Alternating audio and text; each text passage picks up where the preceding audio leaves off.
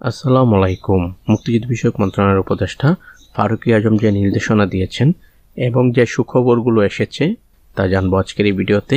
তবে আপনি যদি যুদ্ধের জীবন চ্যানেলে নতুন থাকেন, চ্যানেলটি অবশ্যই সাবস্ক্রাইব করবেন, পাশেই থাকবেন।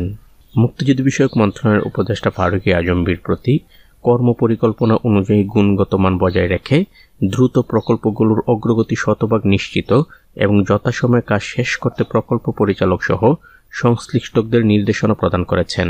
মঙ্গলবার মুক্তিযুদ্ধ বিষয়ক মন্ত্রণালয়ের সভাকক্ষে 2024-25 অর্থবছরের বার্ষিক উন্নয়ন কর্মসূচিতে অন্তর্ভুক্ত প্রকল্পগুলোর চলতি বছরের 30 অক্টোবর পর্যন্ত বাস্তবায়নের অগ্রগতি ও পর্যালোচনা সভায় এসব নির্দেশনা প্রদান করেন তিনি। সভায় জানানো হয়, 2023-24 অর্থবছরে মুক্তিযুদ্ধ বিষয়ক মন্ত্রণালয়ের অধীন 9টি প্রকল্পের জন্য মোট বরাদ্দ দেওয়া হয়েছিল 1423 কোটি 65 লাখ টাকা। অক্টোবর 2024 পর্যন্ত ব্যয় করা হয়েছে 16 কোটি 65 লাখ টাকা।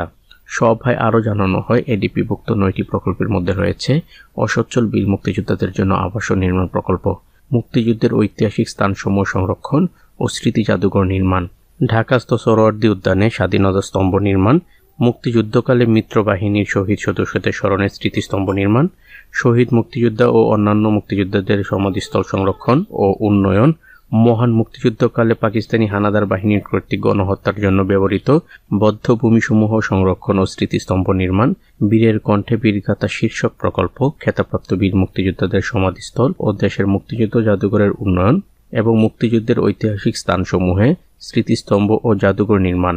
উপদেষ্টা ফারুকী আজম প্রকল্পগুলোর ক্ষেত্রে নিবিড় মনিটরিং ও টিম ওয়ার্কের উপর গুরুত্ব আরোপ করেন। প্রকল্প পরিচালকরা এ সময় প্রকল্পগুলোর কাজ নির্ধারিত সময়ের মধ্যেই সম্পূর্ণ করার প্রতিশ্রুতি দেন।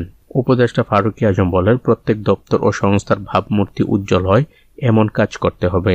নিজের দক্ষতা, বুদ্ধিমত্তা, আন্তরিকতা ও দেশপ্রেমের সঙ্গে কাজ করতে হবে। সিদ্ধান্ত নেওয়ার ক্ষেত্রে অহেতুক বিলম্ব করার থেকে বিরত থাকতে হবে। সভায় মন্ত্রণালয়ের সচিব ইসরাত চৌধুরী, বিভিন্ন দপ্তর ও সংস্থার প্রধান, প্রকল্প পরিচালক সহ মন্ত্রণালয়ের ঊর্ধ্বতন কর্মকর্তারা উপস্থিত ছিলেন। তো আজ এ পর্যন্তই, দেখা হবে অন্য এক নতুন ভিডিওতে। ততক্ষণ পর্যন্ত সবাই ভালো থাকবেন, সুস্থ থাকবেন। আল্লাহ হাফেজ।